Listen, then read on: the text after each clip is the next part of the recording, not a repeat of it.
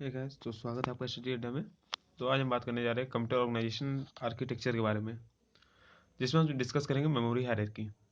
Memory hierarchy क्या होता है, कैसे, इसका क्या सिग्निफिकेंस है, ये हम डिस्कस करेंगे। तो आइए शुरू करते हैं। तो एक्चुअली मेमोरी तीन टाइप के होते हैं। इंटरनल मेमोरी,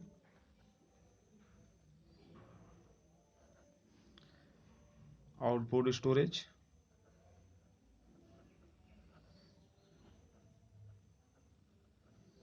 और तीसरा ऑफलाइन स्टोरेज।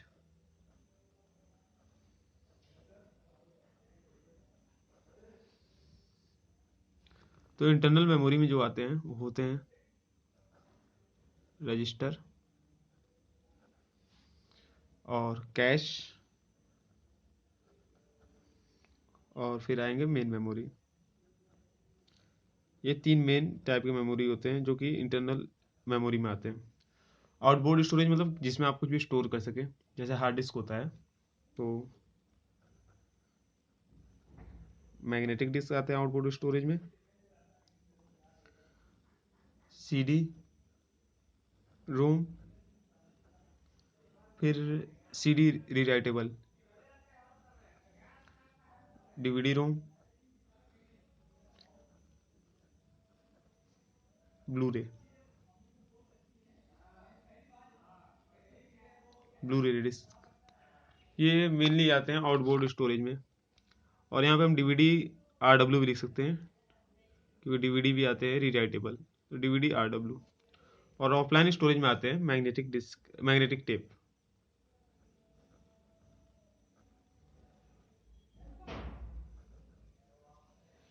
तो ये मेमोरी हायरार्की है। तो अब इसका क्या सिग्निफिकेंस है। तो आप जैसे ही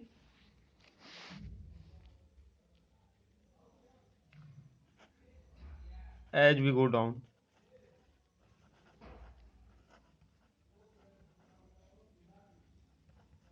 फॉलोइंग ऑकर,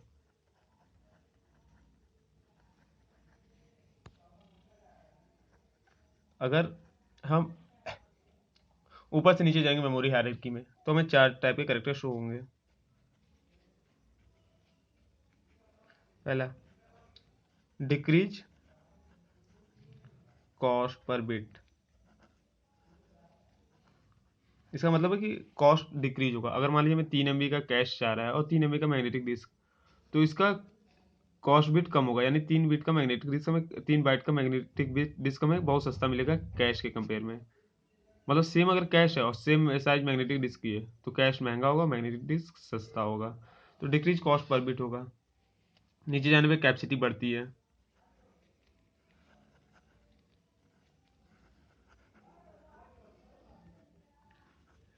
जैसे हम डाउनवर्ड जाएंगे कैपेसिटी बढ़ेगा। अब तो मैग्नेटिक डिस्क 2 TB 1 TB सबके आते हैं।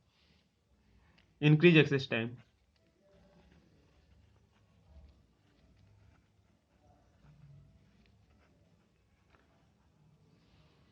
और जैसे ही हम नीचे जाएंगे तो एक्सेस टाइम बढ़ेगा।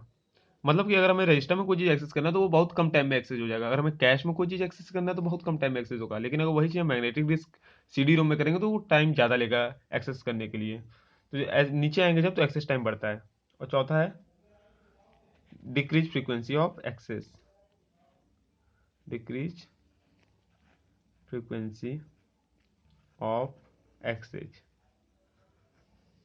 तो ये चार टाइप के प्रॉपर्टी होते हैं जो कि नीचे जाने पे होगा। पहला, डिक्रीज कॉस्ट पर बिट होगा, इंक्रीज कैपेसिटी होगा, इंक्रीज एक्सेस टाइम होगा और डिक्रीज फ्रीक्वेंसी ऑफ एक्सेस होगा। तो आइए समझते हैं इसे और अच्छे से।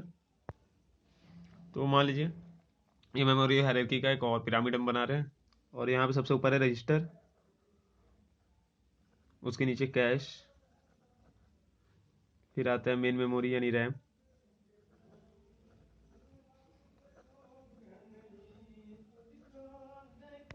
फिर आएगा मैग्नेटिक डिस्क, फिर आता है मैग्नेटिक टेप।